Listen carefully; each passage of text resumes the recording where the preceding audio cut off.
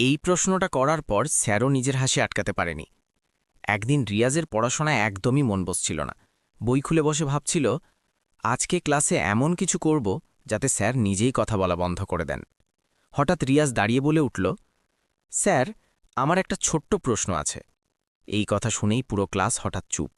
Sir অবাক হয়ে বললেন, বলো রিয়াজ, কি প্রশ্ন?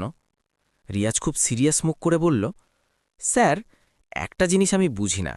ইংরেজির স্যার আসলে ইংরেজিতে কথা বলেন, বাংলার স্যার আসলে বাংলায়, সংস্কৃতের স্যার এলে সংস্কৃতেই কথা বলেন।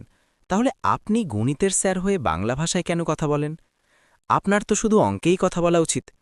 এই কথা শুনে পুরো ক্লাসে হঠাৎ হাসির বন্যা। কেউ বেঞ্চে ঝুঁকে পড়ছে, কেউ আবার হাসতে হাসতে চোখ মুছছে। স্যারও একটু হেসে নিলেন। তারপর এমন একটা কথা বললেন যেটা শুনে রিয়াজ নিজেই চুপ করে গেল। কিন্তু সেটা শোনার আগে একটা ছোট্ট কাজ আছে। সেলিব্রিটিদের ভিডিওতে তো সবাই লাইক দেয়, আজ দেখি মায়ের জন্য কে এই ভিডিওটা লাইক করে সাবস্ক্রাইব করে। আর একটা ছোট্ট চ্যালেঞ্জ, কমেন্টে চোখ বন্ধ করে শুধু একটা শব্দ লিখে দাও, মা। ৩, ২, ১। এবার শোনো, স্যার হেসে বললেন, রিয়াজ, বেশি বুদ্ধি খাটাতে যেও না, না হলে তোমার গালে এমন যোগ বিয়োগ বসাবো যে তোমার মুখটাই পুরো ব্ল্যাকবোর্ড হয়ে যাবে। এই কথা শুনে পুরো ক্লাস আবার হেসে উঠল।